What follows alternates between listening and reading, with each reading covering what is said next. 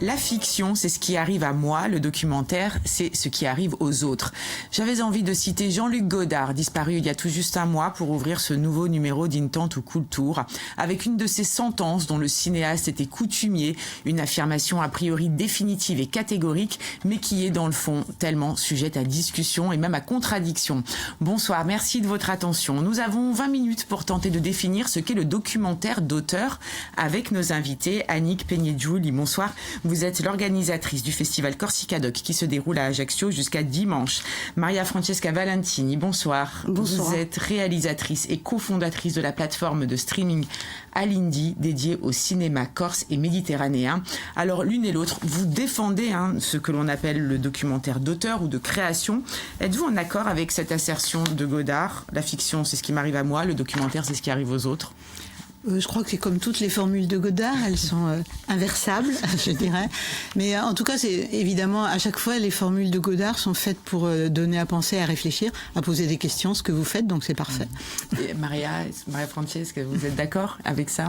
Je suis ni d'accord ni pas d'accord. C'est-à-dire que si je devais donner un point de vue par rapport à cette phrase-là, je pense en tant que personne ayant eu l'expérience de la réalisation ou de l'écriture, je pense que dans chaque film, qu'elle soit de fiction ou de documentaire, il y a une part de l'auteur, nécessairement. Donc, il est des deux côtés, quoi. Mais vous avez répondu d'une certaine manière. Alors, je précise que nous parlons ce soir, non pas de reportages ou des documentaires formatés, tous réalisés sur le même mode, interviews, illustrations, éventuellement archives, avec une voix off qui explique tout bien et qui lève toutes les zones d'ombre. Ce sont des documentaires, parfois de très bonne facture, qui sont diffusés sur des grandes chaînes de télévision ou des grandes plateformes de streaming telles que Netflix ou Amazon. Non, ce soir, nous ne parlons pas de ça, mais de documentaires de création.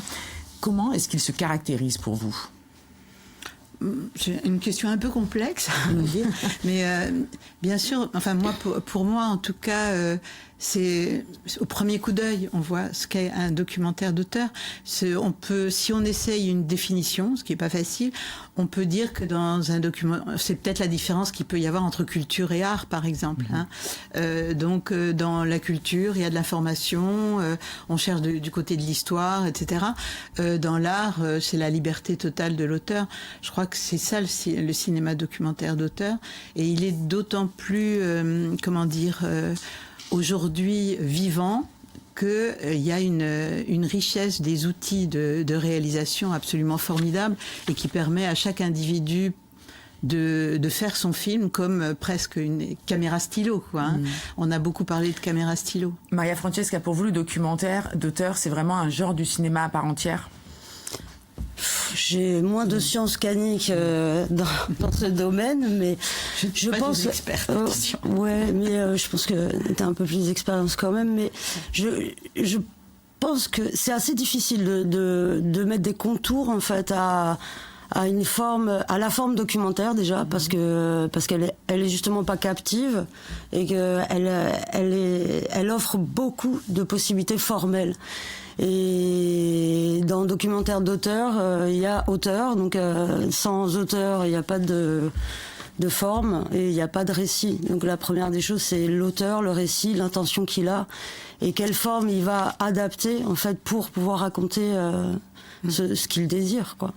Et du coup, la partie de la mise en scène fait partie intégrante aussi du documentaire, parfois, contrairement à ce qu'on pourrait penser. Parfois, oui, mais ce que dit Maria Francesca est tout à fait juste. C'est-à-dire que c'est pas un genre, le documentaire, et c'est pas y compris le documentaire d'auteur. C'est aussi large que le cinéma, puisqu'on trouve de la bande dessinée, on trouve des films effectivement très mis en scène, on trouve du cinéma direct sans aucune mise en scène. On a même parlé de cinéma vérité, ce qui était une espèce de comme ça de vue de l'esprit, mais qui était intéressant. Non, il y a autant de genres cinématographiques dans le documentaire que dans la fiction. Oui, puis petit à petit, je pense avec le temps, il y a des formes. Formellement, il y a des choses qui se sont installées. C'est-à-dire qu'il y a certaines formes qu'on retrouve dans le documentaire d'auteur, comme on peut retrouver dans le cinéma des genres. Et les frontières de la fiction, d'ailleurs, et du documentaire sont de plus en plus floues. C'est ce que vous démontrez à travers les différentes sélections de Corsica Doc depuis 16 ans. C'est ce que vous démontrez aussi dans les films que vous donnez à voir sur Alindy. Des frontières de plus en plus floues qui, quelque part, veulent plus dire grand-chose aujourd'hui, ou au contraire, non, vous continuez à différencier vraiment ces deux genres? J'essaye de retrouver une formule de Godard où il disait que en allant très très loin dans la fiction, on arrive au documentaire, et qu'en allant très très loin dans le documentaire, on arrive à la fiction. À propos des films de Jean Rouch. Voilà. Il allait tellement loin dans le documentaire qu'il est arrivé à la fiction, et voilà, et inversement. On est arrivé à faire la boucle. Lui-même a fait quand même pas mal de mise en scène dans certains de ses films.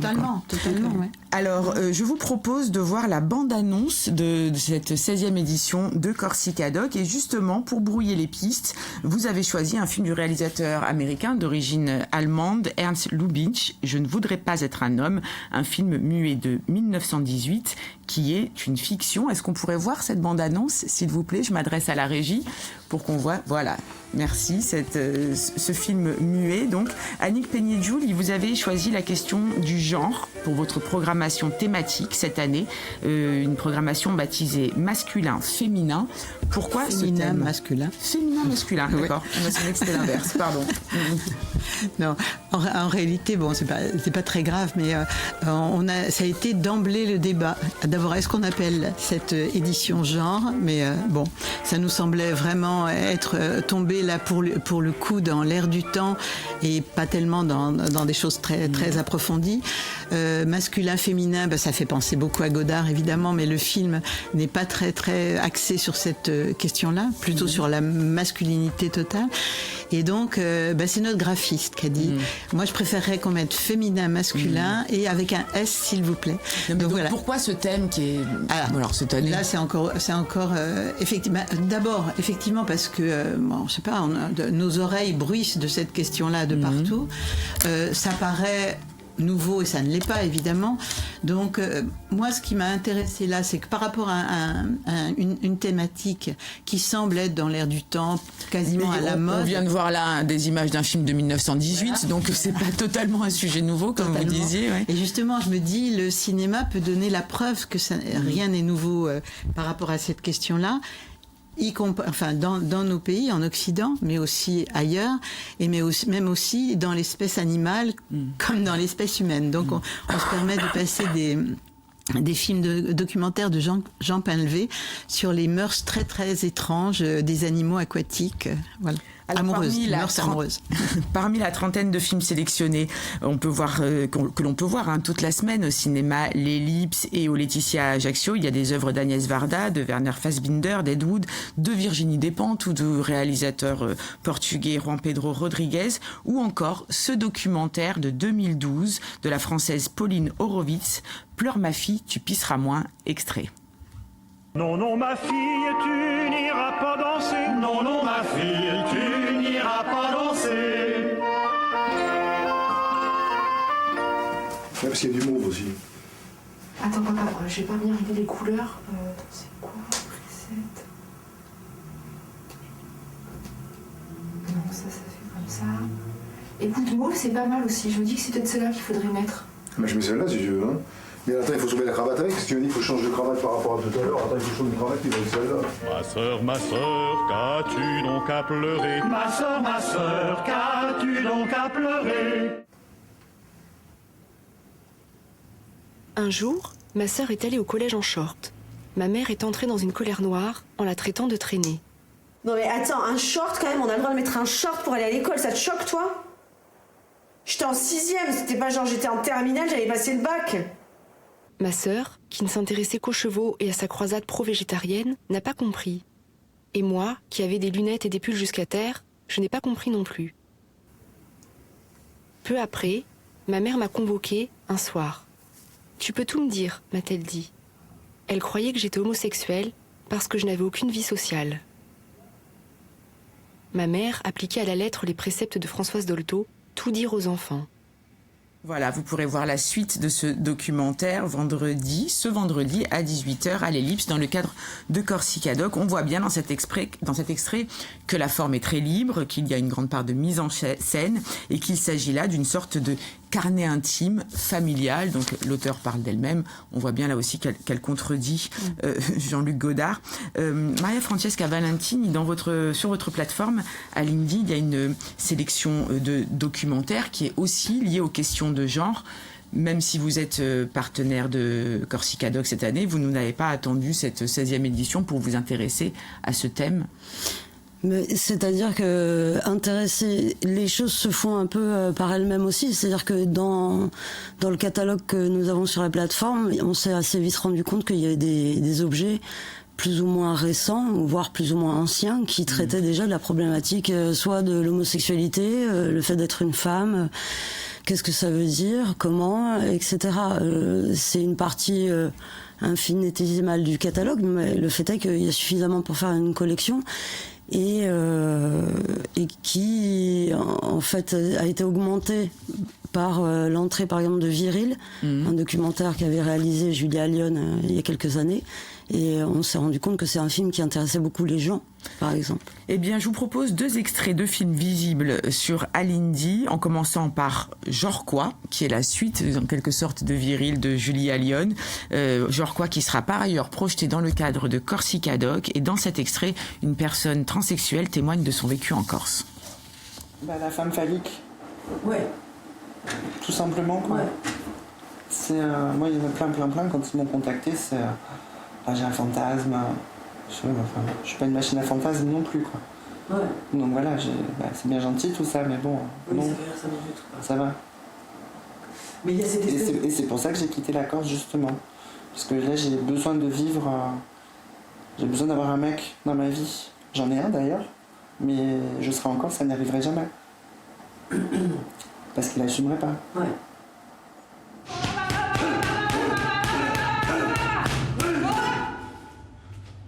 Le devi dare di oggi. Vai. Concentrati. Ci ho detto che la femmina un po' si ne dà a me. Va.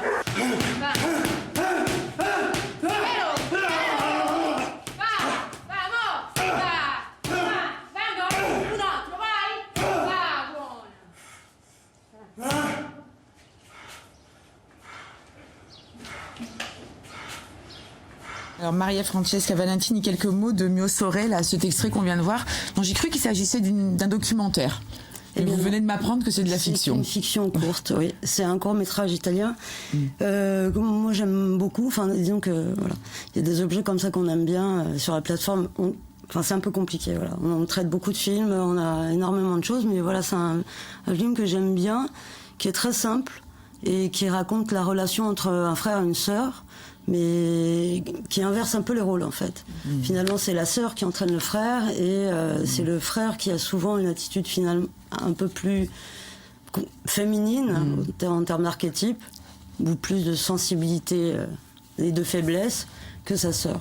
Alors, toutes les deux, vous défendez le cinéma d'auteur au sens large, là je dirais même au-delà du documentaire, cinéma qui traverse une crise en raison notamment de la concurrence féroce des plateformes qui bousculent le marché avec leur contenu très grand public. Et pourtant, Maria Francesca Valentini, vous avez décidé de créer une plateforme en 2020. C'était une idée folle, non ? On a pensé à ça avant, en 2020. Ouais, 2017. Voilà. On a commencé à diffuser en août 2020, mais l'idée est née en 2016-2017 et l'élaboration de projet a pris un peu de temps. Donc, est-ce que c'est une idée folle ? Oui, parce que je pense qu'on n'imaginait pas en fait le volume de travail et l'intensité de travail que ça pouvait représenter. Et je pense que en soi, c'était peut-être vous disiez, il y a une place pour une plateforme dédiée spécifiquement au cinéma d'auteur sincèrement et méditerranéen. Sincèrement, avec Jérôme Bouda, le co-créateur, on n'a pas raisonné en termes de il y a la place, il y a le marché ou pas. On a raisonné plus en tant que on vient de la fabrication. Donc vous on s'est étiez posé, réalisatrice, c'est lui producteur, production, réalisation, plateau, etc. Donc on s'est surtout posé la question de savoir où était passé en fait tout ce patrimoine produit depuis 40 ans, une quarantaine d'années, en Corse, par des Corses ou des non-Corses. Enfin, en tout cas, il y a de la production qui a existé, et cette production, outre le fait qu'elle est selon les périodes, eu la possibilité de vivre à la télé ou sur certains festivals, etc., au fur et à mesure, on avait le sentiment que ça disparaissait. Il y a des choses qu'on n'aurait plus les voir, quoi. Et que nous-mêmes, on aurait voulu voir, mais qu'on n'avait pas eu l'occasion. Voilà. Et pour ça, on vous remercie d'ailleurs pour ce travail. Vous avez exhumé des trésors complètement oubliés et qui étaient devenus inaccessibles, qui ont été tournés en Corse ou par des artistes corses, et on y a accès pour 40 € par mois. Non, 40 € par an. Pardonnez-moi, 40 € par an ou 4 € par mois. Voilà, sans engagement. Et l'idée, c'était vraiment de créer un espace, une place où on pourrait mettre en synergie, en écho, des objets, des fois fragiles, des fois avec des formes pas très travaillées, des fois des ovnis. Enfin, il y a vraiment énormément de choses qui ont été produites. Et avec le développement de la filière, l'aide de la collectivité, l'outil qui est France 3, etc., la production a augmenté. Alors, précisons qu'il n'y a pas que Netflix ou Amazon Prime ou Disney+, pour en citer plusieurs. Il y a aussi Mubi, plateforme dédiée au cinéma d'auteur, qui regorge de pépites, des classiques de Tarkovsky à Kiarostami en passant par Wim Wenders et bien d'autres. On y trouve aussi des œuvres de cinéastes émergents. On peut citer aussi Tank, une plateforme qui vous est chère, Annick, puisque spécialisée dans le documentaire de création. Quand on voit Mubi, Tank, Alindy, on se dit qu'on a tort d'opposer la salle et les plateformes. Je crois pas que je pense que c'est, je ne sais pas qui oppose la. En tout cas, c'est pas nous. En tout cas, c'est pas nous. Je pense que c'est une question, je dirais, économique. Les plateformes, les grosses plateformes, on parle pas d'Alindy, de Tank, de Mubi ou de la Cinétech, mais on parle effectivement de Netflix. Là, il faut dire les choses. Le problème, c'est pas les plateformes. Le problème, c'est les grosses plateformes bouffeuses de temps, de cerveau disponible. Et maintenant de films, quoi.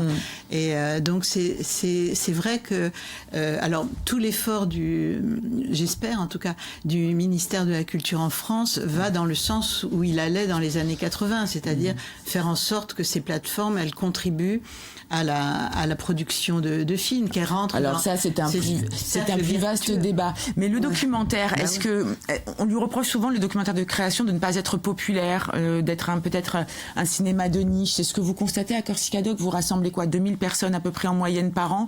Est-ce qu'il n'y a pas une sorte de plafond de verre que vous n'arrivez pas à briser pour aller au-delà? C'est bien moins que, il faut bien le dire, que Passion Cinéma ou que le cinéma ou Festival du cinéma italien. Bien sûr, mais je pense que c'est pas une question de niche. J'aime pas trop ce type de terme. Je pense qu'il y a des types de cinéma totalement différents, avec des types de publics totalement différents, et heureusement. La littérature, c'est pas ou la grande littérature ou rien du tout. Bon, il y a effectivement plein de genres cinématographiques. Pour ce qui est du documentaire, il a vécu des vies très très différentes depuis le début du cinéma. Il a été au début du cinéma comme le cinéma de fiction, jusqu'à la télé, où la télé a été un problème pour le documentaire, puisque là on a vu du formatage. On parlait de cinéma. Voilà, on parlait de cinéma. La dénomination de documentaire, elle est un peu délicate, parce que beaucoup de gens appellent documentaire des objets télévisuels qui sont plus ou moins de bonne qualité, parce qu'il y en a de très bonne qualité. Il y a des collections didactiques et de bonne qualité, très informatives. Des collections documentaires de télévision qui sont de très bonne qualité. En revanche, ça porte le même nom que le documentaire de cinéma. C'est pour ça donc que forcément c'est délicat. Et nous, là par exemple sur la plateforme, ce qu'on essaye de faire, et qu'on essaiera en tout cas de continuer de faire, c'est de mettre justement, de pas créer une niche. Parce que Tank, malgré tout, s'adresse à un public qui est quand même déjà averti, qui a déjà une connaissance du cinéma. Moi, c'est une plateforme que j'apprécie beaucoup, mais tout le monde n'ira pas là. C'est-à-dire de réussir à créer des collections qui mettent en vis-à-vis des objets. Vous pouvez attirer des spectateurs grâce à un film qui, a priori, est grand public, populaire, et le faire dialoguer avec un autre objet autour d'une même thématique, réussir à proposer des regards différents. Et peut-être avec des formes des fois un peu plus difficiles d'accès a priori. Déjà à sa fin, comment se développe Alindy? Les abonnements sont en hausse? Eh bien, comme je vous disais tout à l'heure, quand on marche, on avance. Voilà. Vous me le disiez hors émission, donc les spectateurs n'ont pas entendu. Mais donc, voilà, Alindy se développe. Et puis, je rappelle que Corsica Docs n'est pas seulement ce festival pendant une semaine à Ajaccio qui s'achèvera dimanche. C'est aussi des projections organisées toute l'année à Marignane, à Corté, à Sartène, à Solacaro. Et le public répond présent dans ces villages. Et je tiens à ajouter qu'on réexposera certains films de la sélection Nouveaux Talents sur Alindy à partir du 18. Puisqu'il y a aussi une compétition qu'on pourra voir, donc des films de la compétition sur Alindy. Merci mesdames d'avoir accepté notre invitation. Tout de suite, c'est le Corsica Zère.